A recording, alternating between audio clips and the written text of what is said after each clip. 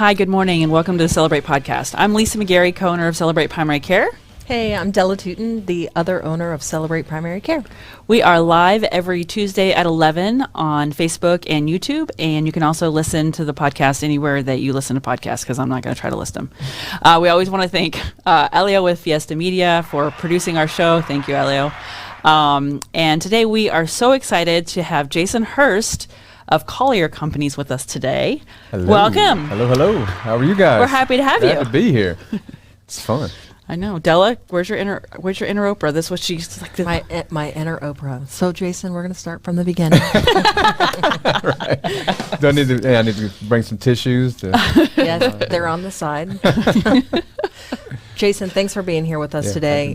We love your lovely wife. We love what you guys do. I here do too. I know she's amazing. Yeah, she's pretty awesome. So we love what you do here in the community and with your businesses. But we're here to talk a little bit about commercial real estate and what you're doing. Love it. A lot. A lot. Well, and how did you end up in Gainesville? We know her story. Yeah. We don't really know yours. So you Yeah, get to tell us. 4 scores and 7. No, I'm just kidding. I've been in Gainesville for about 15 years now. So I graduated from Florida A&M University with a finance degree and just thought I was going to be a Wall Street mogul. And got a job with JP Morgan, moved to New York right after school for about a year. Absolutely hated the lifestyle, the Wall Street lifestyle. It was a grind, working about 80 to 100 hours a week. Whew. As a 25-year-old. Great city, terrible line of work. Love investing personally, so I still do that quite a bit, but just hated the Wall Street lifestyle. So I had another standing offer upon graduating with Florida A&M to do pharmaceutical sales with Pfizer. So I said, just give me the first thing that opens up in the South. So I'm thinking I'm going to be in Georgia, maybe go back to Florida. I wouldn't mind being in Miami or Tampa, all of the kind of sexy cities in Florida. And they said, we're going to put you in the Jacksonville region. I was like, okay, Jacksonville. Yeah, I can live with that. It's still Florida. I'm ready to get out of New York. And they were like, okay, so yeah, you're going to be in the Jacksonville region. You're going to be reporting to your boss in Jacksonville, but you're going to live in Gainesville. I said, where? They said, Gainesville. I said, where? They put me in Gainesville, Florida. Had never been here. I was in school for about 5.5 years. Never been to Gainesville. It's one of those places I knew where it was and that you can drive through there to get to other places. But now I'm going to be living here. So I was like, you know what? I'll be a team player and go to Gainesville. So they put me in Gainesville. So I did pharmaceutical sales in Gainesville, Florida. I was actually living in Ocala and commuting back to Gainesville every day. So that was a whole other story. But was working in Gainesville and eventually moved up here, bought my first house, and loved it. But around 2008, there was this thing called the Great Recession. Yeah. That then they completely eliminated our entire team in Gainesville. So I'm here, moving to Gainesville, got this new job, got this new house, but they pulled the rug from under me. So that was that started off a stretch from about 2008 to about 2009-ish, where there was a lot of kind of soul searching to figure out, well, how did I get here? What do I do next? And I decided to flex my entrepreneurial muscle. So I started a maintenance business called Sparkling Spots. I came up with that name myself. I like it. Good. Spots should sparkle. That's the way I figured. I was fortunate enough to get a lot of good contracts, doing some bank cleaning, cleaned some federal buildings. So did very, very well to start off. Joined a church, which is where I met my wife. We were we were friends, and if you would have asked us when we first met if we would be dating 4 years later, we would have been like, nah. I had some stuff going on, she had some stuff going on, and we were like, we don't want that going on together. No. So business was flourishing, friends with my wife, church was growing, and then I knew that once the market bounced back, I wanted to be in real estate. I didn't know kind of what, whether it be commercial or residential, but I just knew that I wanted to be in real estate because I liked what it did for people, and I like to sell. Fast forward, around about 2012, my wife and I got married, August 18, 2012. So you went from friends to married quick. Yeah, so there was some other stuff. I was like, there's more to that story. Yeah. So we were friends for about 4 years, and we kind of developed as people, and then we kind of started dating around 2010, and for about 2 years we dated. And then we finally made the decision to get married in 2012. And at that time, I was kind of making that transition between being an entrepreneur, and there's about 4 or 5 businesses that, for the sake of time, we're not going to go through each of those businesses, but I was this serial entrepreneur kind of guy, so I wanted to have multiple streams of income, which there really is. You can do it, but I was not prepared to be this mogul that I wanted to be. So I decided to flex my next entrepreneurial muscle in real estate. So I joined on with Coldwell Banker, doing residential real estate. Bo Berry, who's a very, very successful real estate broker in town, took me under his wing. For about 6 months, I worked under him. Didn't ask for any money, didn't ask for anything but his time, and really learned what I thought I was going to be going down the path of in commercial real estate. Learned a lot about commercial real estate from him. And then when I got my license, they said, okay, time for residential real estate. I was like, well, dang, I just spent 6 months learning commercial real estate. But it was good for me because I learned a lot of the soft skills that are needed to be successful in real estate, doing commercial real estate. But there's only so much I can talk about curtains and bed frames and all this other residential stuff. So had moderate success there. For those that knew me back then, my motto was think Hearst first when it comes to real estate. That's good. I'm always about branding. I like it. Yeah, I was going to say that's think good. Hearst first. When it comes to real estate, think Hearst first. Yeah. And some people did, which is good. You can still use that though, right? Yeah. I mean, No, you still should think Hearst first when it comes to real estate, just commercial real estate now. Got it. So I did that for about 6 months. Wasn't really my speed. So I ran into a gentleman named Nick Banks, who's still a successful commercial real estate guy in town, who had a boutique firm at that time called Front Street. And one thing led to another. We hit it off and joined Front Street in 2014. And really that's where my real estate career took off, doing a bunch of retail real estate, mostly along the side of landlord leasing.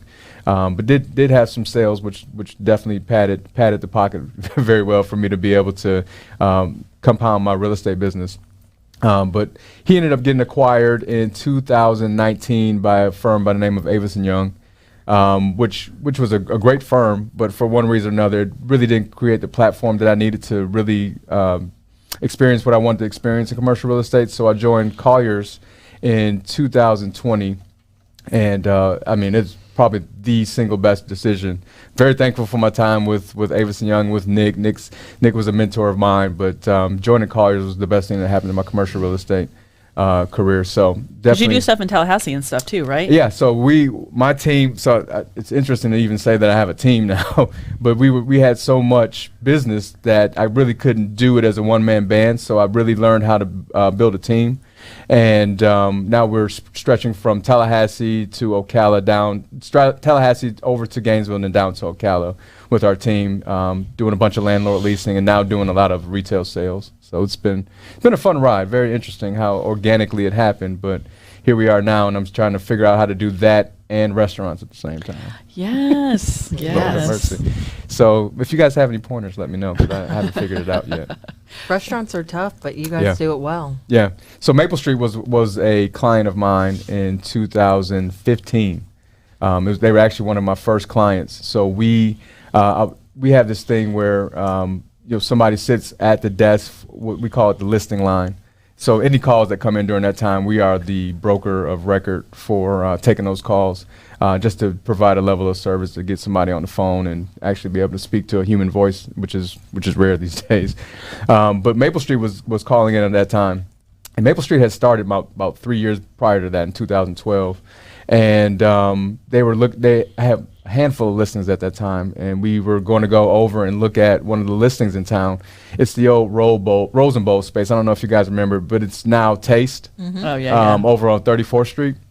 So we were looking at that space, and for whatever reason, it didn't work out for them. But I had one listing in Tallahassee, and neighbors said they were on their way to Tallahassee. So I said, well, look, I've got one listing there. I know you're looking in this vast city, but take a look at this one. It's right by FSU, and they loved it. Oh, So awesome. they, the first Tallahassee location with Maple Street, I was actually fortunate enough to broker, and went there, fell in love with the concept, and fell in love with the owners.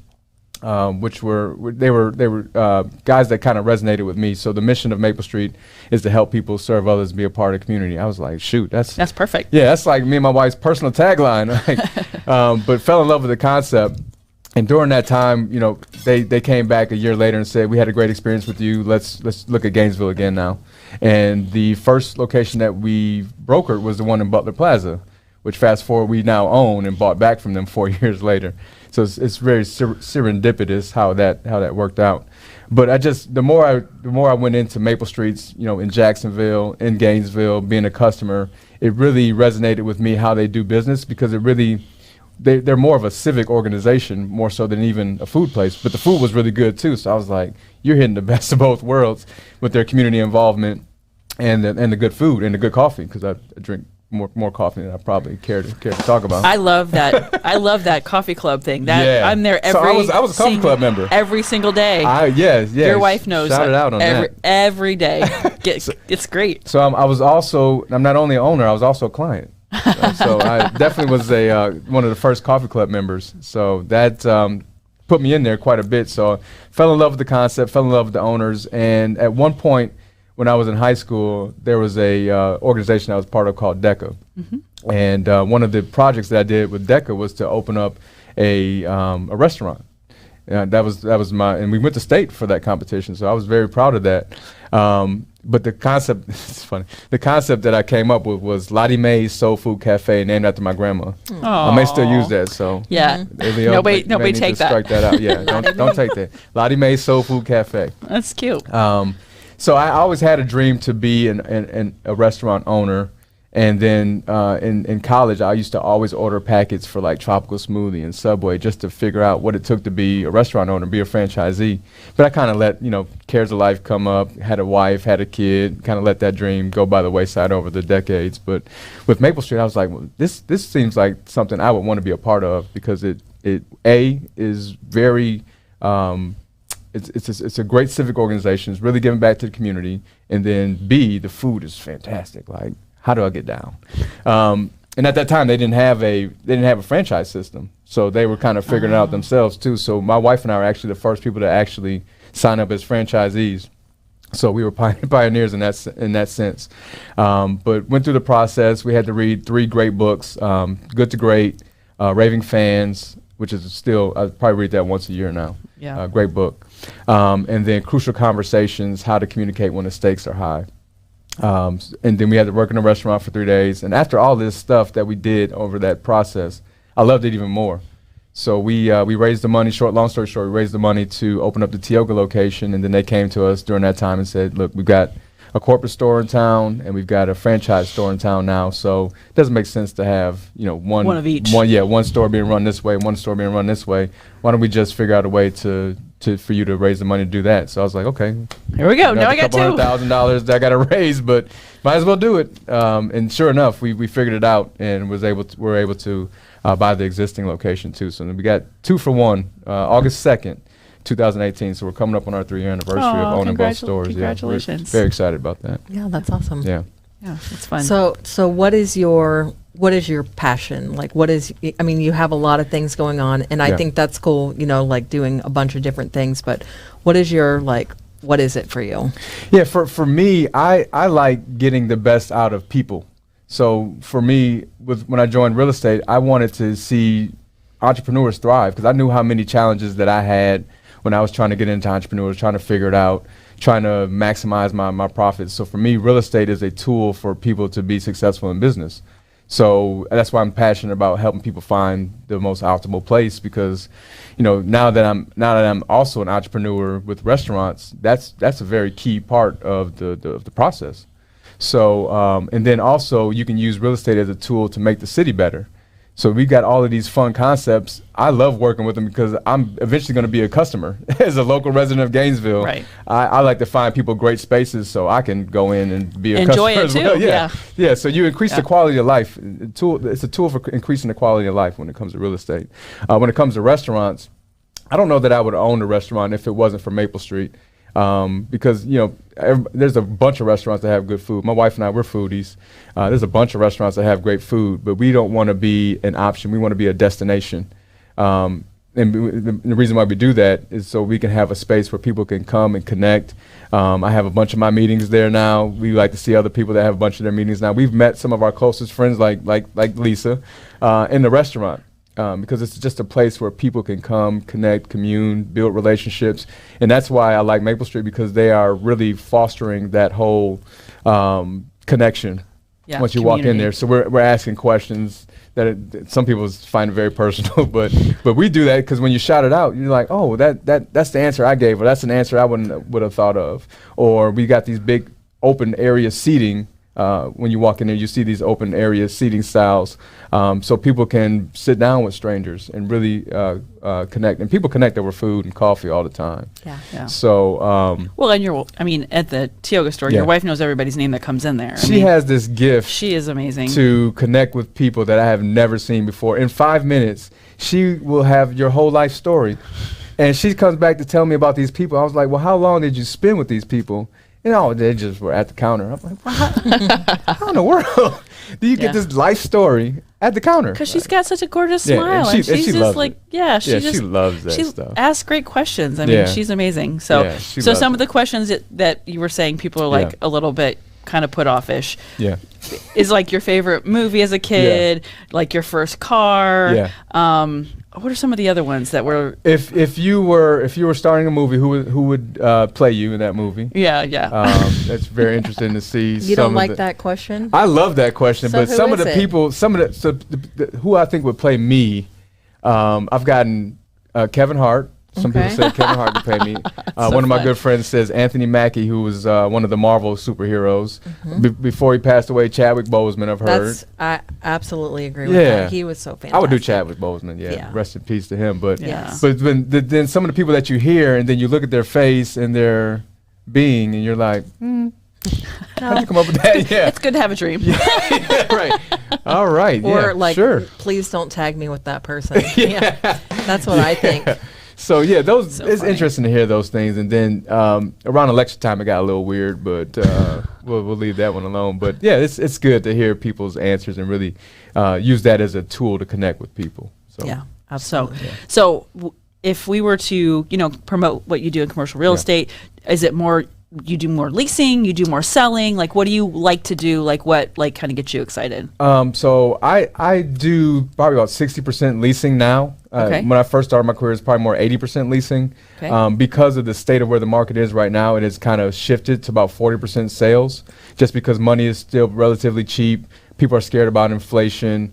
People are kind of feeling like we're at the end of that cycle, especially because I do a lot of retail.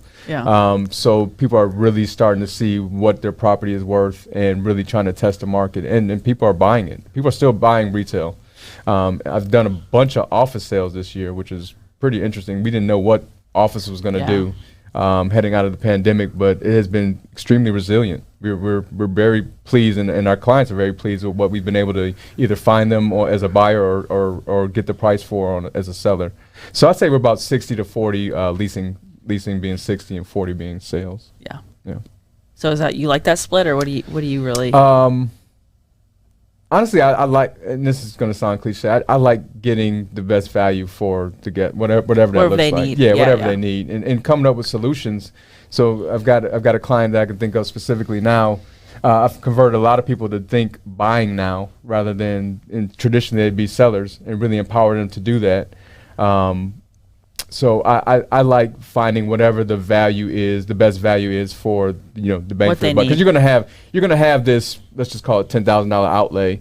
It might as well maximize it. If I think the market is going to be one that is going to bounce back and there'll be more opportunities later, use that $10,000 at least. If I think that it's going to be one of those things where money is cheap right now, you need to be looking at these opportunities because they're not going to come back. Use that $10,000. But at the end of the day, they're going to be using that $10,000 for something in their budget. So might as well maximize it. Awesome. Yeah, makes sense. I like it. And then you got the 2 kids. Love them. They're JoJo, they're out of town this week. Are they with your parents in Chicago? At the time of this recording, no. So my parents, they actually have this 5 to 8 year plan. My mom says 5. My dad says 8. Okay. To move to Florida because I've got a sister down in Tampa, so they are down in Tampa right now. So with the kids. yeah, so my wife and I are going to try to get away date during this nights. time. Yeah. We actually went on a long walk yesterday, just talking and laughing. We kind of miss them, kind of. Yeah. Very Well, kind of. Ish. Yeah. Are your parents in Chicago? Yeah, so they live in Chicago, and they come down to Tampa a couple times a year now. We've got a niece now who's only not even a year. She'll be a year in a couple of months here. So we've precious. got the critical mass of the grandkids in Florida. It's important. So it's a draw, for sure. And they flew in my other sister from New Orleans to come in for the week. So Are you going to join them and see everybody? Or? No. Oh. No. This is a getaway. We need separation. Okay. So they actually call it Camp Grandma and Camp Pawpaw right now. Oh, They call it Camp Pawpaw. I saw that where they were out by the curb. Yeah. I was laughing. I was a car seat. They're we just just wanna sitting. make They're it just sitting there right out by the that's- road with all their suitcases. Just We just want to make it convenient. My dad didn't even have to stop. We just keep running and just run fling and 'em jump in. in. Yeah. Just we'll aim and hopefully they make it in. You there. were ready. Yeah. oh my yeah. gosh, Yeah. it was so Pass funny. ready. That's awesome. It did. It made me laugh. I was like, and I know Jason's just sitting there in her car seat, like looking down the road. I was like, Yeah. They're adorable. Thankfully, that was only They a are couple cute. hours, but we would have probably put them out the night before if we could. But there's laws against that. oh, and they were ready probably. For, Yeah, yeah. So to are go they hang gone with for it. the week? They're gone until Friday. Nice. So Okay. yeah, You got a little we bit called more an time. audible tomorrow. We cleared the schedule and we're gonna go away. Good. And get some time. Yeah, just It's some time important. yeah, we got to pour into each other because sometimes, especially in marriage and business, you do so much, and then you kind of stop and look at each other like, "Who are you again?" Yeah. So we're get gonna lost. rediscover each other. Yeah. Yeah, that's awesome. I know. I Yeah. remember the first time. So my kids, they're now 11 and 15. But the first time we went away, it was like one of those things that's like, do I still even like you? Like, you know what I Exactly. mean? 'Cause Yeah. you're just so busy working Yeah. and doing the things. And Everybody's like, got their role, and Yeah, you know, and over years you change. Like You my change. taste when I was 25 is different now that I'm 40. And what I like to do and what I enjoy, and we're coming up on 9 years of marriage next month. So yeah, we've changed over time too. So gotta definitely do the good adapting. to reassess where we are, and just we get to know each other. yeah. Yeah, and grow together. It'll be It's good. fun. Yeah, It's awesome. it's fun. So are Sweet. you going to continue to invest in real estate yourself? Yeah, so that while the money is cheap and so we get privy to working in commercial real estate, we get privy to some stuff that's happening before the general public. So now I'm like, well, why am I making all these other people rich and wealthy, and I get access to some of these things, and I'm not creating wealth Invest, for myself. yeah. So now we're looking at some of those deals too to invest, even with real estate as it pertains to Maple Street. We were looking at deals to where we can actually be the owners of the building. Yeah. So Maple Street was lease it. acquired in 2019 by Cracker Barrel, which was a great acquisition. It's been nothing but great for us as far as getting economies of scale down on some of our pricing and being a part of a brand that's been successful for decades. Us being for all intents and purposes, we're still a newer concept, just under 10 years as a concept. Learning from somebody that's been, kind of a staple in American society for a while, it's been a great partnership and marriage. But at the same time, there's only 3 franchisees in the entire Maple Street system out of, going on 50 stores now. Wow. So we're kind of like waving our hand to still get that attention, and we do. But at some point, we would probably think that they would try to take those 3 stores or those handful of stores that are owned by the 3 franchisees and buy us out. So in that case, I would love to own our real estate. Yeah. One, for it Lease being it a wealth back. creation, a wealth creation tool. But if they ever buy us out, well, great. Now we got Cracker Barrel on the hook Yeah. as one of our tenants, which is fantastic. yeah. Which is fantastic. Win. Creates value for everybody, and we still get the real estate holdings. And now we've got a valuable tenant in place. So we are looking at expanding the Maple Street footprint for my wife and I, but also looking at it from a real estate standpoint too. But then just personal real estate investing. We like the industrial market, specifically self-storage.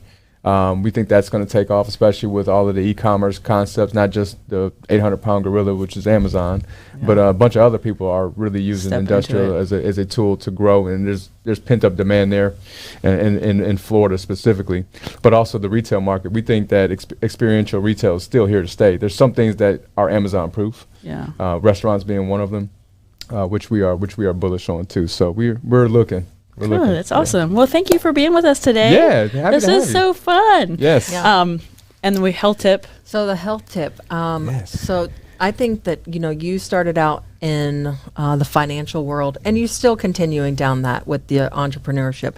So I think like financial wellness is important for people to Absolutely. be mindful, because if you're not financially well, then it adds stress. Yes. And for me, I think the foundation of a lot of illness is stress. Yeah. So Absolutely. I Wow. think, It's right? true. I mean, No, it's true. So 100%. financial wellness. I mean, I feel like that's your overall message Yeah. for people today, and everything you do in the community is so Appreciated. So Yeah. Oh, thank you. At- That's awesome. good at with the ministries that you guys do. So, Yeah. I appreciate that. Yeah. Yeah. That's awesome. All right. Thanks, Jason. Thank you for thank you, having me. Elio, Jason. you're going to put Jason's information up so that people can find him, so they can get their real estate or their retail space or whatever they need, commercial only. Jason's like, no residential. Yeah. Think hers first, right? Yeah, I think hers first. All right, guys. We will see you next week at 11 live on YouTube and Facebook. Thanks again, Elio with Fiesta Media for producing, and we'll see you guys later. Thanks.